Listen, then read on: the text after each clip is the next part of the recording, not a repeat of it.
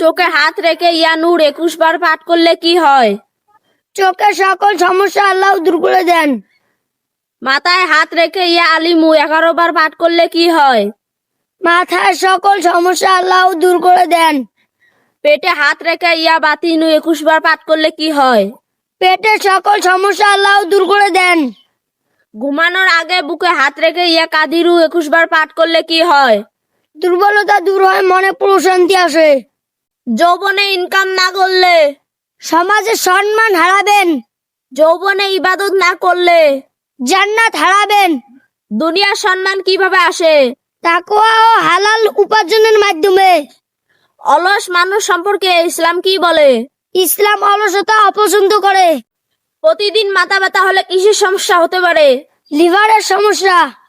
রাতে পা কামড়ালে কিসের ঘাটতি থাকতে পারে? ম্যাগনেসিয়াম এর ঘাটতি। চোখের নিচে কালো দাগ কিসের সংকেত হতে পারে? কিডনির সমস্যা। হঠাৎ করে চুল ঝরে পড়লে কিসের সমস্যা বোঝা যায়? হরমোনের ঘাটতি। বাড়িতে কি ছিটালে সাথে সাথে সাপ পালিয়ে যায়? ফিনাইল। মাছি তাড়াতে কোন জিনিস উপকারী? ভিনেগার। ইঁদুর তাড়াতে কোন জিনিস উপকারী? নেপথলি। ইঁদুর কোন গন্ধ সহ্য করতে পারে না? পুদিনা পাতার গন্ধ। রুটির সাথে মাংস খেলে কি হয়? দ্রুত পেশি ও শক্তি বাড়ায়। রুটির সাথে দুধ খেলে কি হয়? শরীরে দ্রুত শক্তি ফিরে আসে। রুটির সাথে ডিম খেলে কি হয়? লম্বা সময় পেট ভরা থাকে। রুটির সাথে সবজি খেলে কি হয়?